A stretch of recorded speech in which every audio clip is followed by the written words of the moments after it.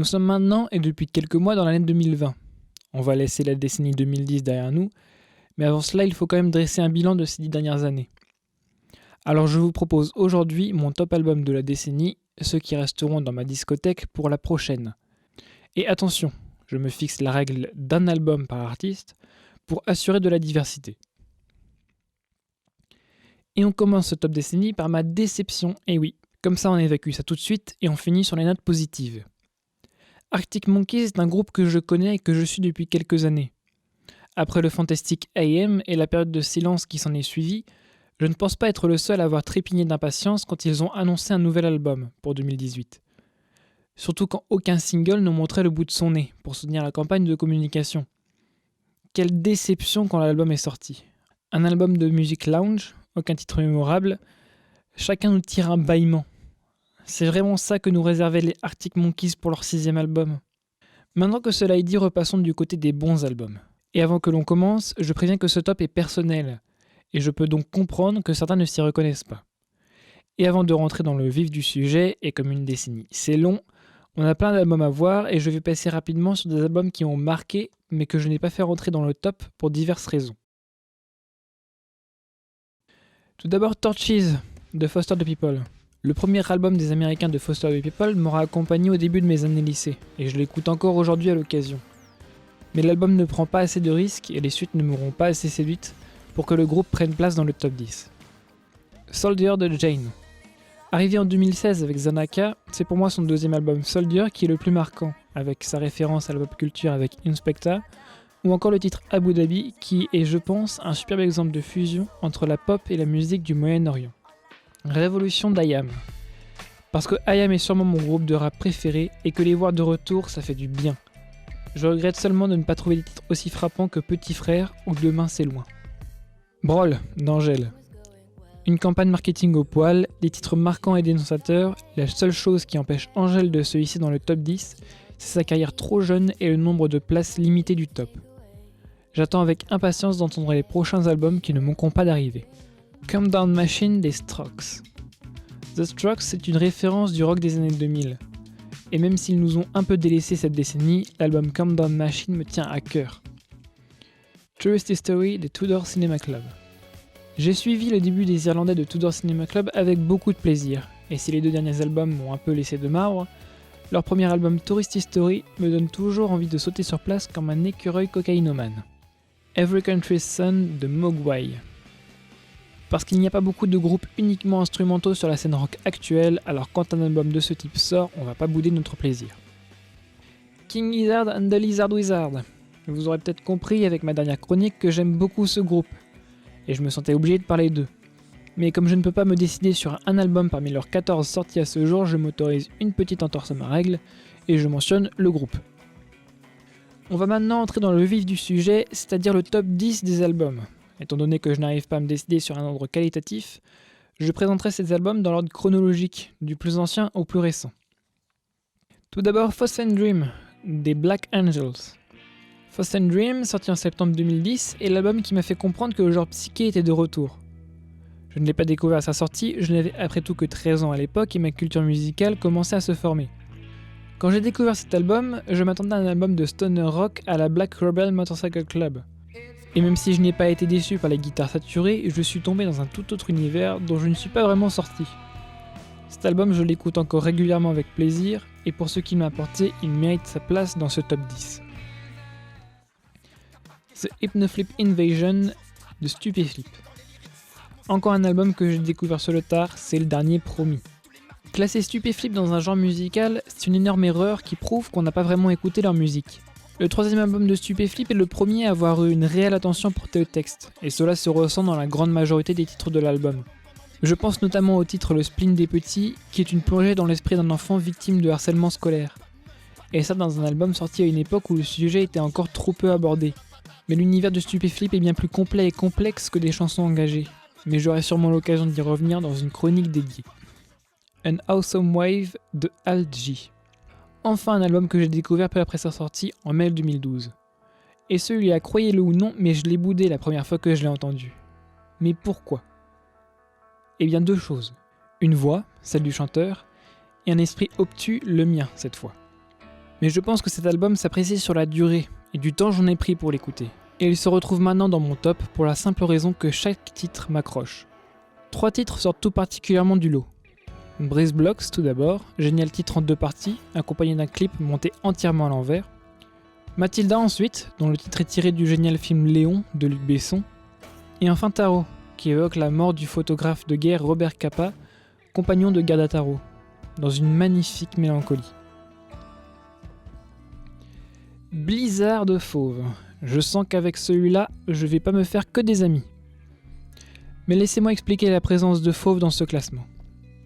Comme je l'ai expliqué plus tôt, ce top est personnel, et on est là dans la partie la plus personnelle. J'ai découvert Fauve au détour d'une recommandation de Deezer alors que j'avais 16 ans.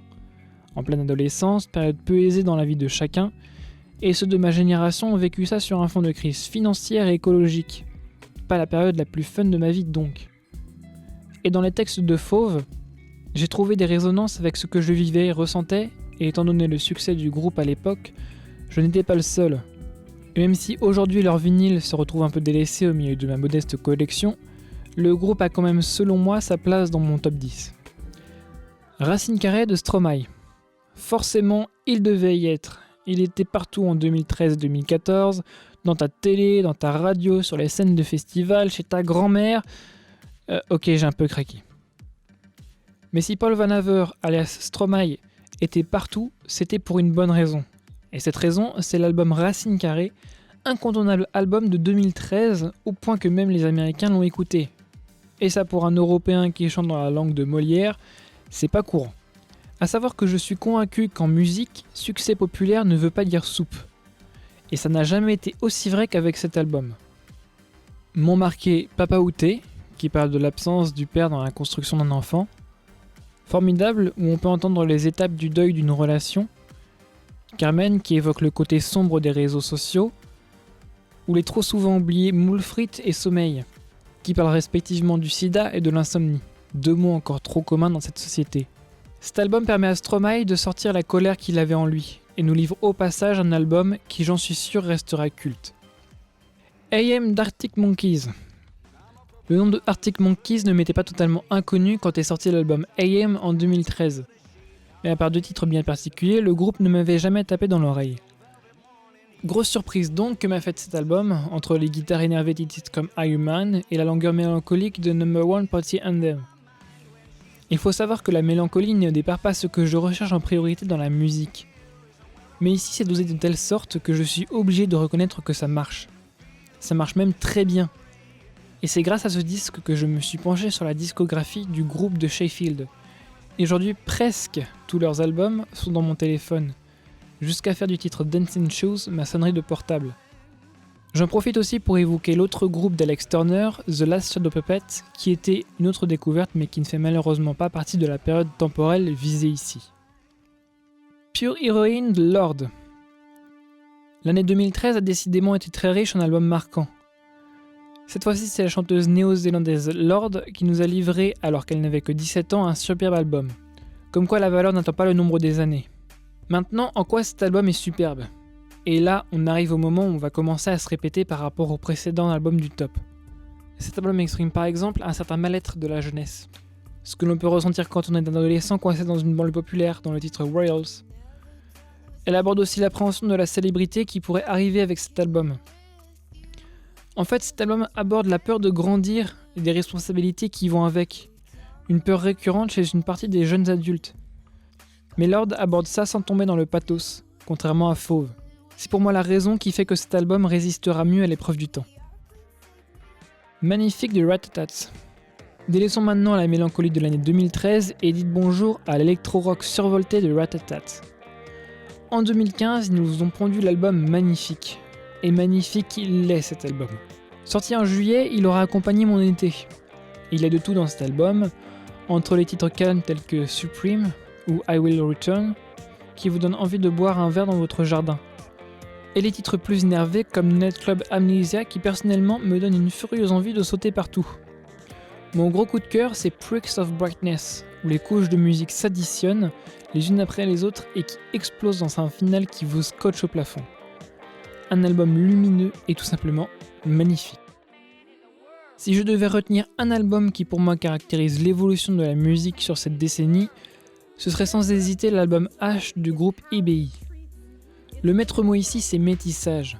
Soul, R&B, électro, world, tout ça est mixé avec une maîtrise des proportions impressionnantes. Bien sûr, l'album ne fonctionne pas que là-dessus, ce serait trop facile.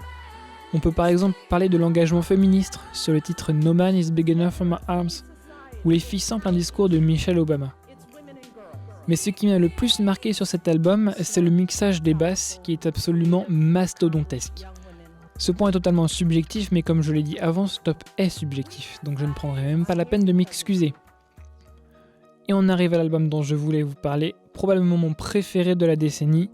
Vous n'avez pas pu passer à côté, on parle bien sûr du dernier album d'Orelsan, La fête est finie.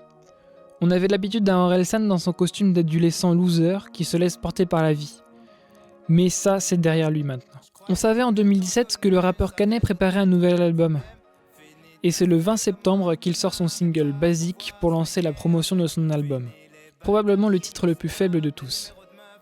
La première partie de l'album est un constat sur sa vie, sur le fait qu'il est vieilli, sur ce que la célébrité a changé sur sa vie.